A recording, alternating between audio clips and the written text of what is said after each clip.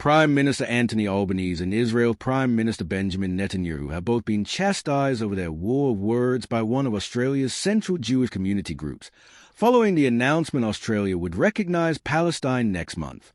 In similarly worded letters to the two prime ministers, the Executive Council of Australian Jewry wrote it was deeply dismayed at the heated exchange between the two nations, laying blame on both leaders for the spat and accusing them of playing to their domestic audiences.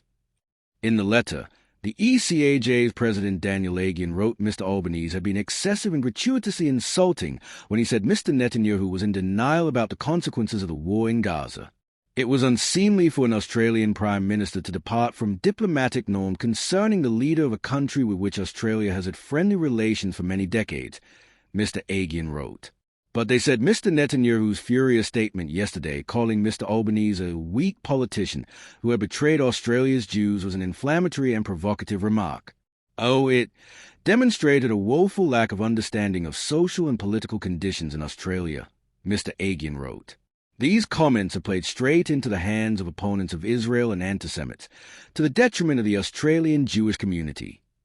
In comments directly to Mr Netanyahu, Mr Aghion wrote if the community group had been consulted, it would have warned against a clumsy intervention into Australian politics.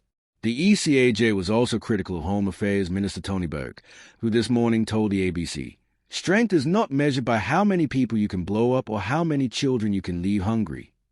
The group said that was an irresponsible comment. The sum total of human wisdom would not have been diminished in the slightest if none of these public comments had been made, Mr Aghion wrote. The Australian Jewish community will not be left to deal with the fallout of a spat between two leaders who are playing to their respective domestic audiences. The ECAJ repeated its call for both leaders to deal with each other in the usual way, rather than through public posturing. Australia and Israel's souring relationship reached its lowest ebb earlier this month, after the Prime Minister announced Australia would join several other nations at September's United Nations General Assembly meeting to recognise Palestine. Israel has also criticized other nations, including France, the United Kingdom and Canada, who are moving to recognize Palestine at the UN meeting. Since the announcement, Australian and Israeli leaders have traded barbs, with tensions flaring again after Australia cancelled the visa of Simcha Rothman, a far-right member of Mr Netanyahu's governing coalition, days before he was due to embark on a speaking tour in Australia. Hours later, Israel declared it would revoke the visas of Australia's representatives to the Palestinian Authority. Opposition leader Sue Sanlay, who has opposed a move to recognize Palestine next month, said the relationship was being mismanaged.